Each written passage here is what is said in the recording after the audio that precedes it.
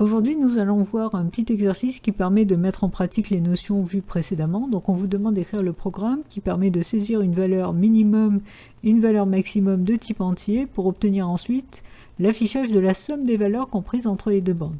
Donc, par exemple, on peut très bien saisir 2 et 5 et au final, il faudra faire 2 plus 3 plus 4 plus 5 et l'afficher. Alors la première chose à faire, c'est tout simplement la saisie. Donc saisie des bornes.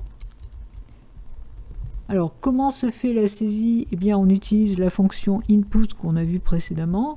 Entre parenthèses, il faut mettre, entre guillemets, le message qui va s'afficher. Donc, entrer la valeur min. Voilà.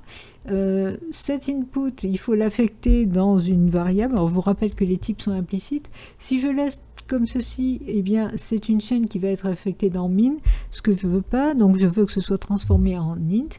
Du coup, le input, je le mets en paramètre de la fonction int, et là, j'aurai bien un entier qui sera affecté dans min.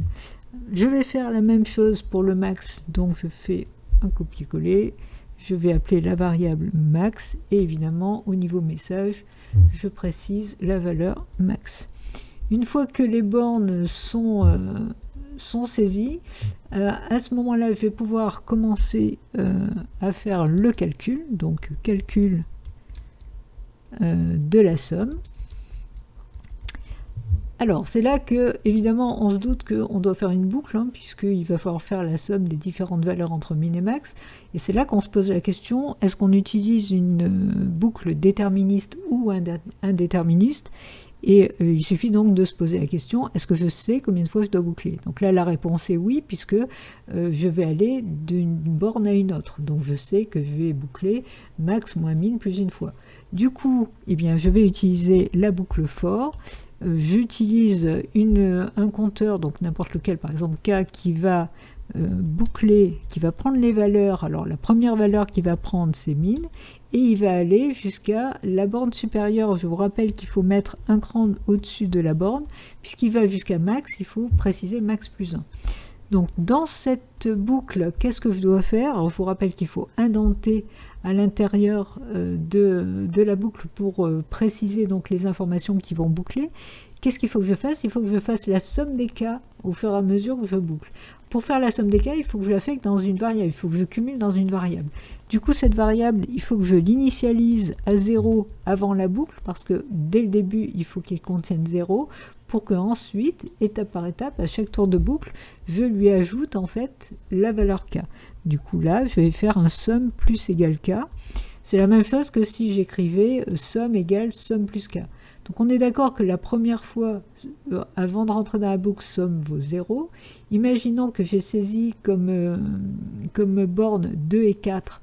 Eh bien, k prenant la valeur 2, le 2 va être ajouté dans somme. Somme va recevoir 0 plus 2, ça va donner 2. Au deuxième tour de boucle, k vaut 3. Donc ça va donner somme reçoit somme plus 3, c'est-à-dire 2 plus 3, ça va faire 5. Et au troisième tour de boucle, quand k vaudra 4, somme contiendra déjà 5, on va lui ajouter 4 et ça vaudra 9. Donc à la sortie de boucle, on aura 9 dans somme. Qu'est-ce qu'il nous reste à faire après la boucle? Eh bien, à afficher la somme. Ah, désolé, j'ai ouvert une fenêtre par accident. Donc afficher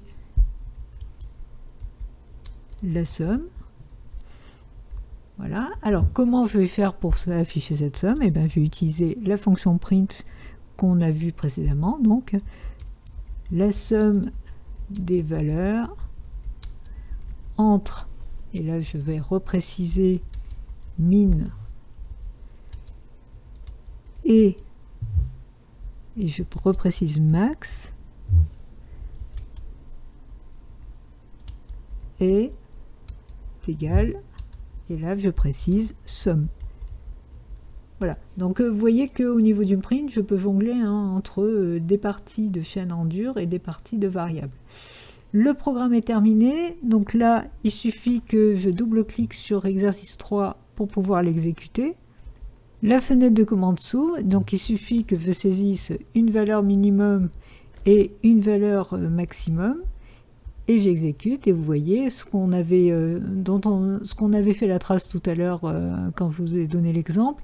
On a bien la somme des valeurs entre 2 et 4 et 9. Donc le programme fonctionne très bien. Voilà, c'est tout pour aujourd'hui. Donc je vous dis à très bientôt et surtout pensez à coder.